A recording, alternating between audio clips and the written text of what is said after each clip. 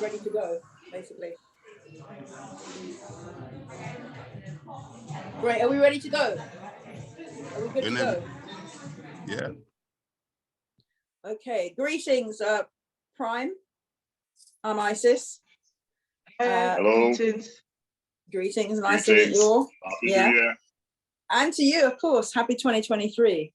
I've been tasked by Atiba to ask you 5 questions. Five questions. I hope you're ready. Don't worry, they're going to be very straightforward questions. So I think it'd be nice to start off by introducing yourself and telling our viewers where you're from. Okay. For all the viewers and for the people who are seeing me for the very first time, my name is Edhill Thomas. I was born in 1979, which makes me almost 44 years of age. I'm going to be 44, God willing, on the 30th of January, this month here. I'm the last of 4 kids. I'm telling you my story, so it all makes sense. Only boy in the family, so everybody assumed that I was spoiled. But out of when I got into my adolescent years, that is when, the not harsh reality, but the reality that I'm the only boy in the family. And I was, part of a single parent home. Both parents love me immense sometimes. I had to do most of the work that a man had to do, which is, the chores, look after my sisters, even though they're older than I am. They were quite easy to take care of because I was the only crazy one in the family. But my love for music, struck me as early as I could walk and talk. My favorite record that made me love music was The Show by Slick Rick and Dougie Fresh. That was a rap song. So that was the first song that I heard, and I said, hey, I love music. And of course, I was going to ask you about your musical influence. So your first musical influence. So whereabouts in TNT are you from? I'm from a place called Caranage, but I was actually born in Pity Valley. Right? Okay. I'm going to get to all of that. I'm going to get to. I used to live in Pity Valley, so big up for Pity Valley, and I know Caranage well. Okay, so you may not have to ask me much questions because I'm going to give you the whole 9 yards. Well, I have to make sure that every answer I get is an answer that I would have had to a question. Yeah, right. So I have to keep you on the right track. No problem. I love to be on the right track. That is why I'm still here. I've kept on the right track for the most part. So tell us about this musical journey. So you started with hip hop, and how you get to where you are now. Well, at the age of 7, while I was in primary school, a lady by the name of Miss Dukaran put me in the school choir, and she said, one day you're going to be a star. I didn't believe it because, teachers are there to inspire children. They're like coaches. They're like your second parents, so they'll say anything to you, to make your day, right, to keep you inspired. So I took it for what it was, and I went to the school choir. I was there from the age 7 to the age of 11 when I went on to secondary school. But within 7 and 11, I fell in love with a game called football, right? I met a lot of footballers who played for the national team around that time, which was the strike squad, which did not make it to the World Cup, the 1990 World Cup. So all that fueled my whole musical journey in depth. I'm going to be as I got to the age of 11 and I transitioned to secondary school. That is where I really and truly started listening to music, learning the lyrics. And at that time, these type of artists, Supercat, Flower Gant. I'm going to call names that you know because that would have been in your time. Daddy Lizard, all these type of artists coming up. Dirt Man, Flyers and Shaka Demus, you name it. So I fell in love with that whole dancehall reggae culture because sometimes, music fits a person's personality. And I always felt that I never really liked the clean look, the so-called straight look. Shirt and pants, that I always gravitate towards the urban culture. So I felt that reggae music, dancehall music had that particular type of edge for me. Even at that age, I could associate myself to that particular culture. And culture is something for me. Was that very popular, the dancehall style in TNT at that time? At that time, extremely, because you would have heard it in maxis when you're transporting yourself to school, right? It would have been playing at home on the radio. It was everywhere, right? Just as much as calypso and soca was playing as well, you know, but it was something new, and the young people gravitated towards it in the late 80s, early 90s, right? And also, I grew up in a community where they had guys bringing out their turntables and playing. So I gravitated towards DJ culture as well. I actually wanted to be a DJ. I didn't want to be an artist because I felt the DJ could play everyone's song and could manipulate everyone in the way, in a special way, right? So I gravitated. Hang on, we lost your volume for a minute there, brother. Somebody trying to wish me Happy New Year. I apologize for that. No, don't apologize. Don't apologize. So, you know, when I started to immerse myself in DJ culture, that's when I started.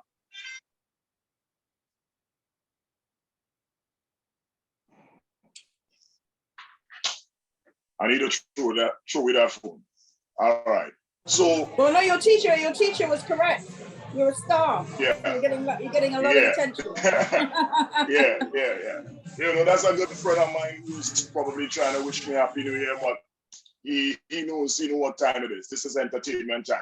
So from those years, from 11, 12, 13, 14, where I started to immerse myself in the DJ culture and listening to a lot of songs, you know, could be anything, calypso, soca, reggae, dancehall, what have you. I sort of saw myself as, this is what I want to become. I want to be an artist. I was always an artist, but I figured out at that age, when most kids still trying to figure out what they want to do with their lives, I already knew. I used to go to school events and go by the DJ. When everybody was looking to dance with a girl or have a good time, I would stand up by the DJ and the DJ would look at me and say, why you don't go and dance? Why you don't go and have a good time? I said, this is having a good time for me, right? Because I am getting to see what you do, because it's like on the job training for me. It's like I was preparing myself for something that I knew I wanted to be a part of. So hence the reason why this journey took all sorts of twists and turns for me. And then, surely enough, when I left secondary school at the age of 16, I found myself around other people who were already recording, and they encouraged me to go and get an audition at the Caribbean Sound Basin, which was the Kiskadee Caravan, which had people like General Grant, Superchild, Edu Rankin, you know, Kindred with Omari and Akinde, and a host of other local talent. So at the age of 17, I was auditioned by Sheldon Shellshock Benjamin, who's no longer with us, one of the greatest producers in the modern era in Trinidad and Tobago music. I'll say that hands down without apology. When you check his procedure from the General Grant to work with Marshall Montana to working with Alison Hines, he did it all. And he was a DJ producer.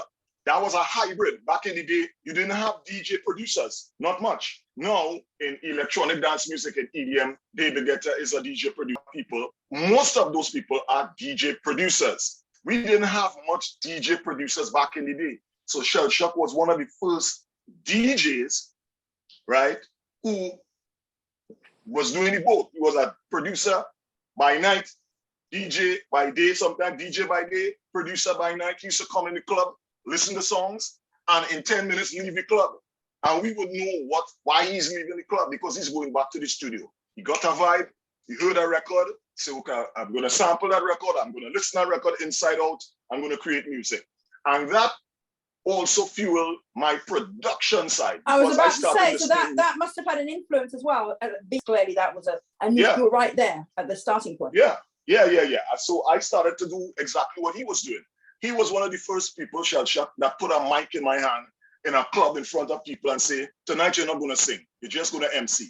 And I was nervous, of course. Change takes place in your comfort zone. All change takes place outside of your comfort zone, right? So when he put that mic in my hand and said, tonight you're not going to sing, you're just going to make announcements, show by the bar, announce it. If there's someone blocking and their car needs to be removed, these are things. I will be playing the music. And that also helped, you know, increase my skill as someone who could speak. Well, it's about, I was about to say, it's about communication ultimately. And if you can hold a room, if you can hold a venue and manage how the communication, the strategy is used, I mean, that in itself is a huge skill. Exactly.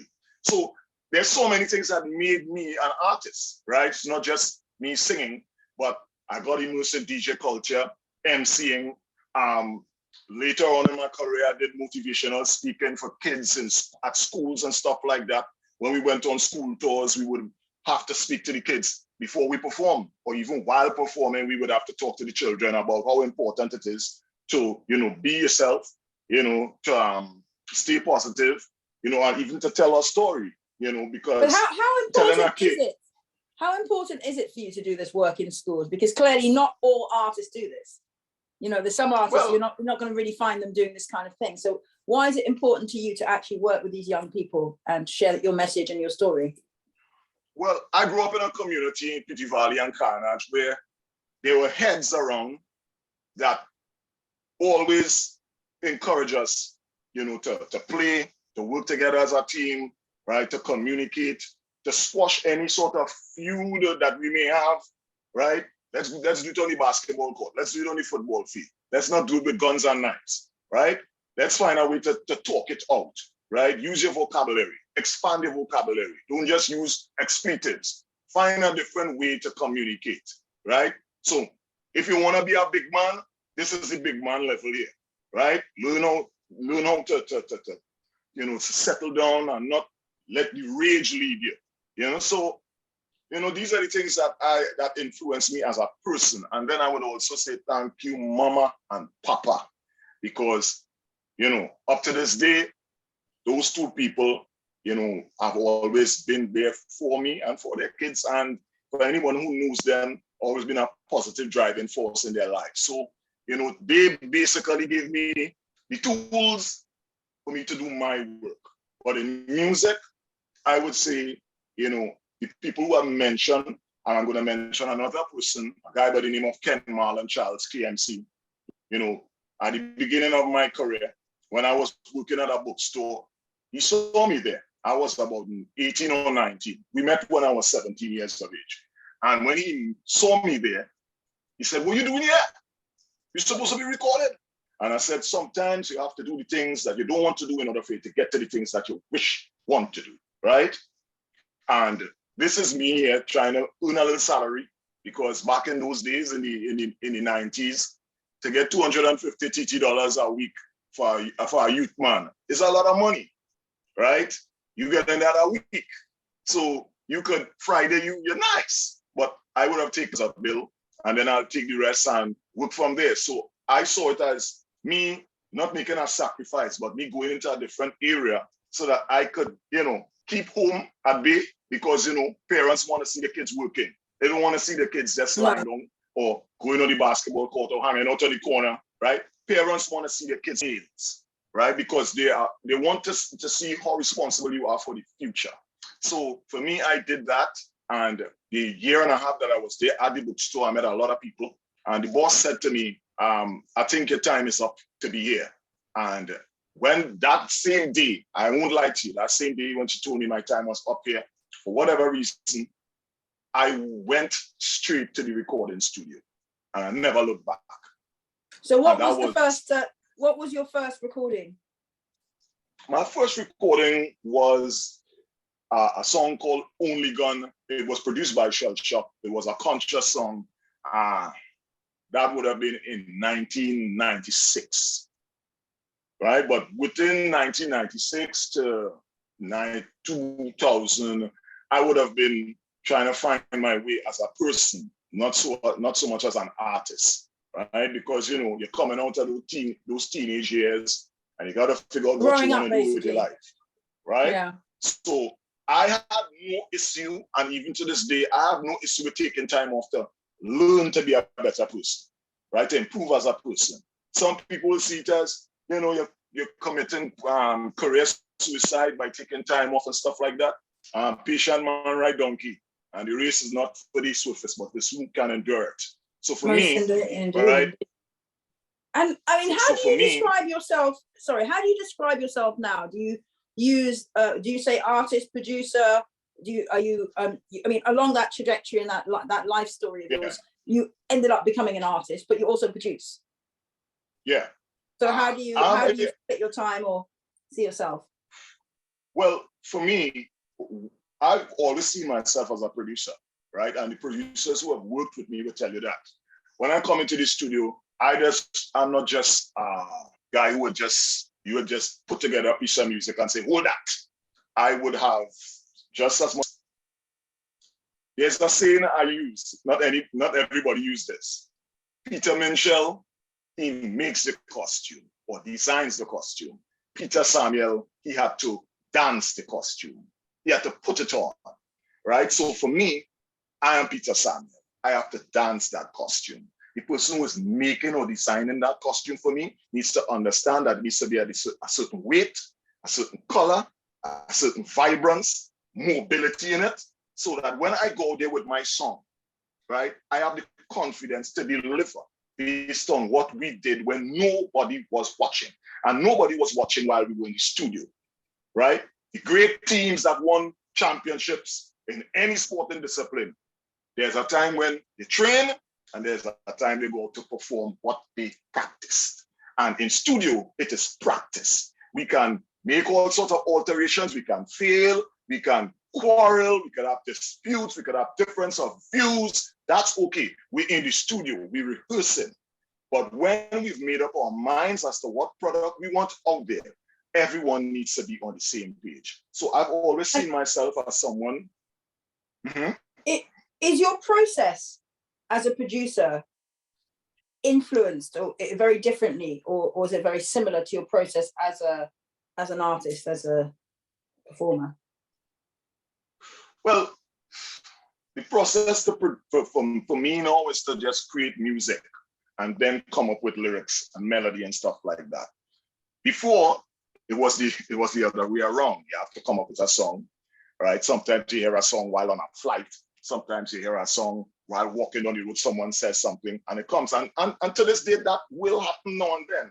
But I've found a process that suits me and my vibration and what gets the job done in the shortest space of time. Now, the shortest space of time maybe 10 years or 10 weeks or 10 days or 10 minutes, because every song is a different application. It's a different route. It's a different process, right? I may come up with a beat in 5 minutes and it takes me 5 weeks to actually get the song. Yeah. If the song is not right, I'm not going to force a song that I don't feel comfortable with, you know, and that's learning to become a producer.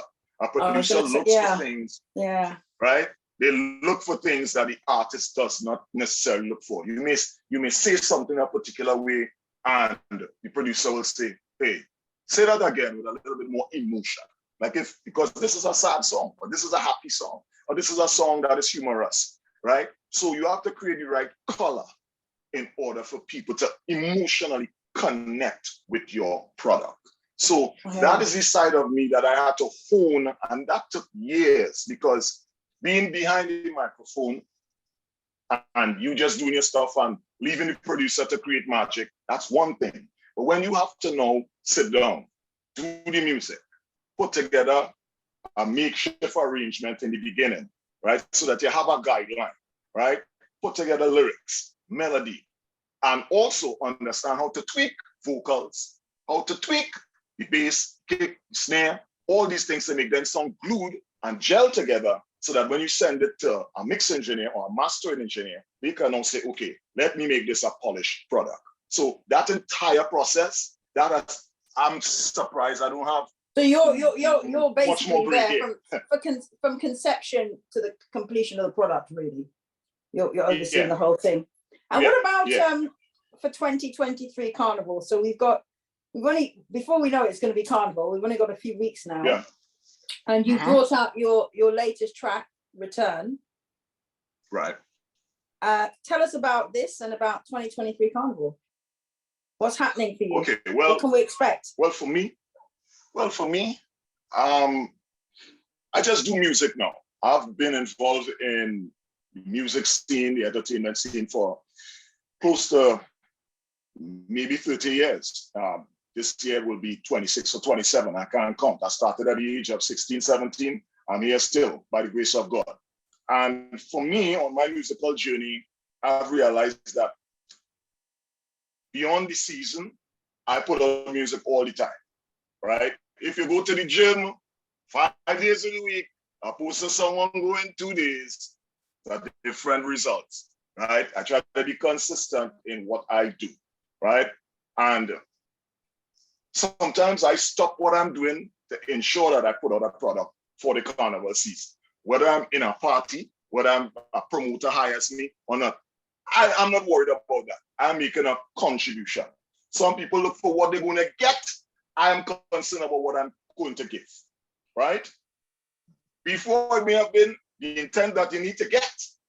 But now, at this time in my life, it's about what you're contributing, because you have to be in legacy mood after a certain time. What will be your legacy, right? Yeah. What is your contribution? What did you do, right? And you can't wait till you're 75, 76 years to be that way, right? You have to be that way when you need to be that way. And I felt that, okay, season is upon us. I have an EP that I'm working on. I stopped production on that EP and said, okay, let me listen to some beats that I built a couple months ago, a couple years ago, because I have a bunch of them in a library. And I put on this beat. And when I listened to the start, I said, wow, this has a vibe. But when I built the beat, I tried different songs. I couldn't get a song. But based on what's happening, because we are impacted, just like everyone else, but in a different way, as to what goes on every day in the world. And when you think about Carnival is coming back after a two-year hiatus, everybody will be returning. So and let me tell you something about me. I do music now for product placement. I don't do music for airplay. I do music with a movie in mind, with a commercial in mind, right? With attaching it to a good or service. That's how I do music now. So I come up with a song and immediately I may think about, okay, this might sound good in a Netflix series. Okay, this might, some big brand might like this. Just the music alone, right? Sounds a particular way. This might be good for a movie trailer. This might be good for an infomercial, because I have a business that runs every day where I do voiceovers, ads, all these things. So I've put myself in this particular creative space. So when I do music now, it's not like a long time where it's a hype up a crowd. It's like, okay, this may play for years and years, like Bill Wheater's Lovely Day, right? And just the two of us. These songs are being used all the time, right? So for me, get a song that could get people happy, get people in a mood, and be attached to one of the greatest shows on earth. And since 2 years I've gone without a carnival, an official carnival, I said, okay, I think Return is a good title, it's a good topic. So let me sit down now and put together lyrics, melody, concept, and see how it goes. And this is what I came up with. So your production, your product placement, as you call it, is all about returning, everybody coming back for Carnival. Yeah. Yeah, and as you return, when you think about it, people jumping on planes, return, right? As you return of panoramas, you return of this, you return of everything, right? So it makes sense. So for Carnival 2023, there's only one word you could say: return. Yeah, right? So we are, and we've got the return of MX Prime here for those of you who are watching and listening, who is coming in live and direct from TNT. And so you are all about the return for 2023 Carnival. What are you looking forward to the most this year? What have you missed for the last couple of years? To be honest with you, I don't miss a lot, I have too many memories. I have too many great memories. I'm serious. People who know me closely say, you don't seem like you miss a lot of things. I say, no, I have too many great memories, too many fond memories. But seeing how people are joyous when they're on the road, right? Even if they're tired, they find that they summon that strength and energy to just be a part of the festivities. I've been to the panyards, I've seen what goes on in practicing. So just all those little things that, makes the carnival great. When you pass by the mass camp and you still see people putting costumes together, these things, people would say, okay, in effect, on the road, doing this, doing that. But behind the scenes, because I'm a behind the scenes type of person, right? I would walk into a party to perform. I would hail out the security. I would hail out the person doing maintenance. Everybody I would hail. I would hail the stage manager, this one, that one, and then just go in my own zone and just observe the atmosphere before I get to work. So these are the things that I absorb as a person. Just the little things, passing on Arapita Avenue, passing on Tragaree Road. Yeah, where are you going to be? Where are people going to find you? If people are coming down for Carnival and they want to see you live performing, where are they going to find you? And also your social media handles.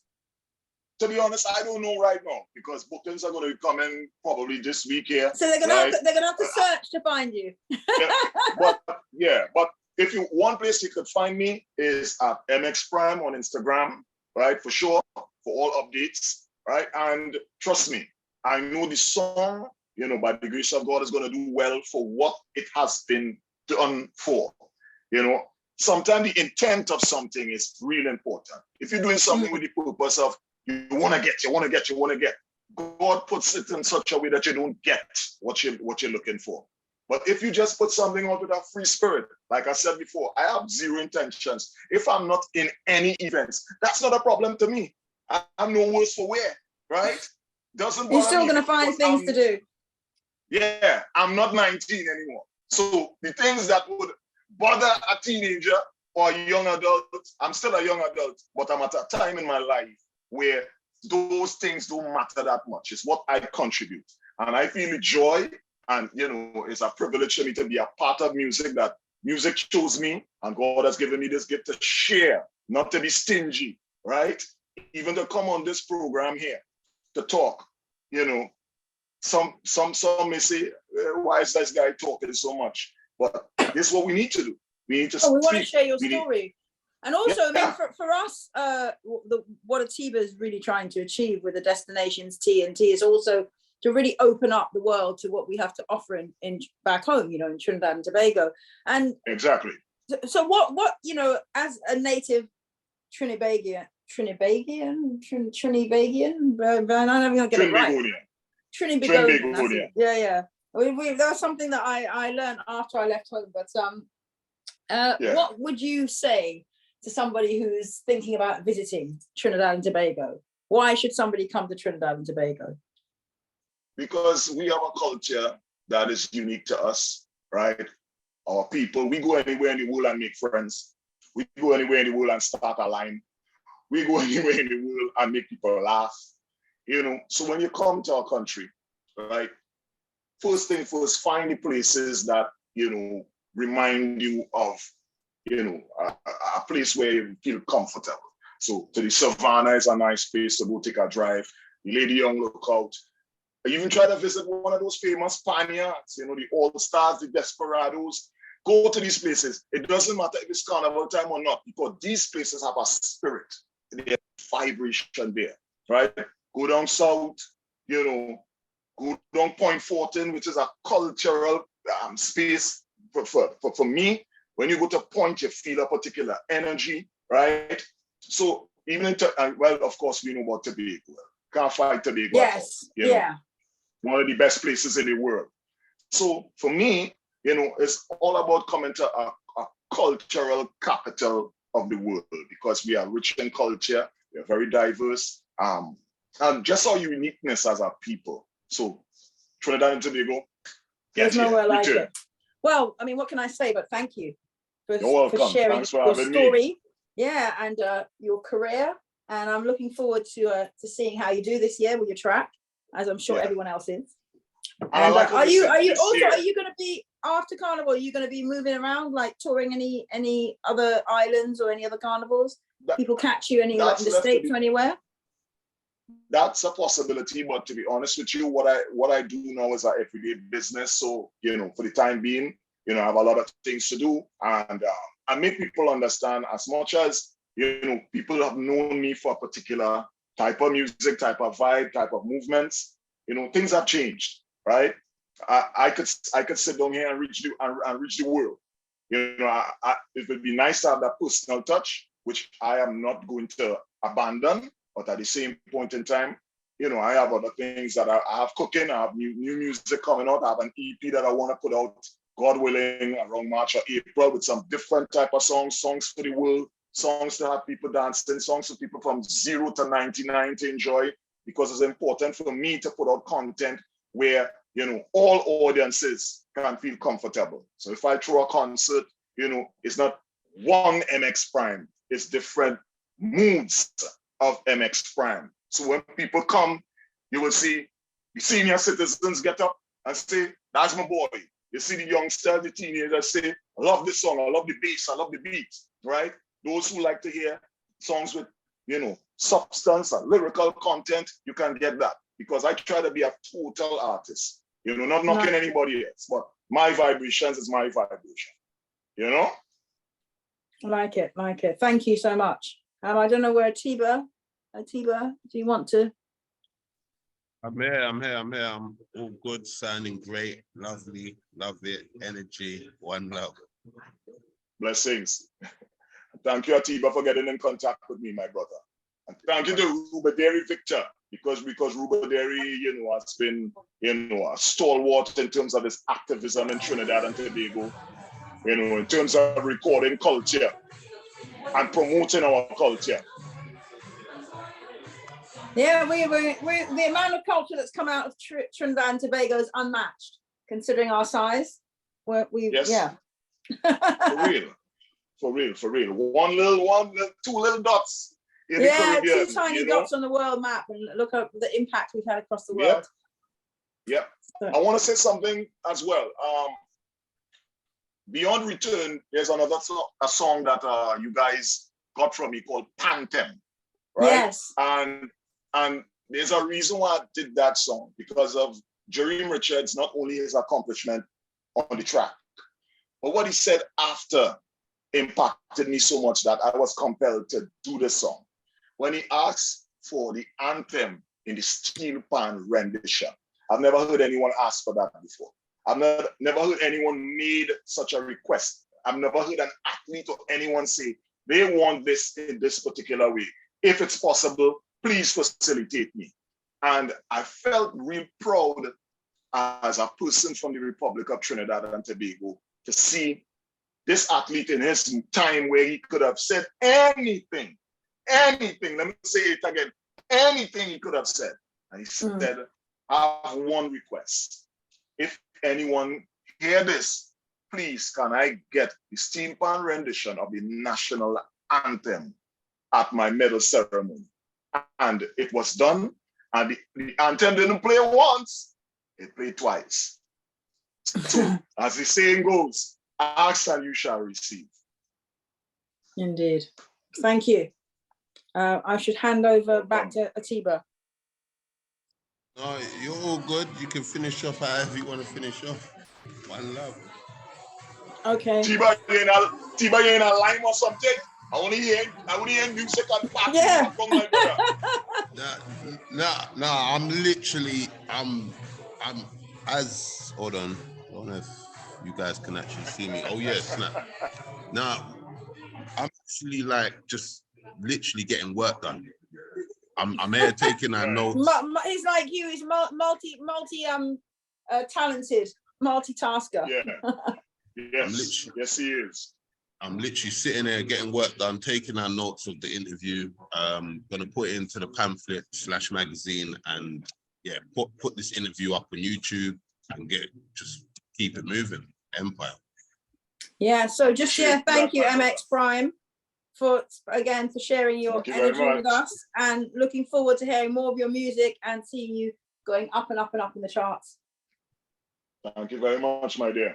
And hopefully next time I'm in TNT, I might get a chance to see you perform live as well, which would be lovely. Yes, indeed. We'll try to make that happen. Even if it's a performance on the pavement, we'll make it happen. Definitely. Well, my brother, thank you so much. Have a blessed 2023. You too. Peace. Respect. Guidance.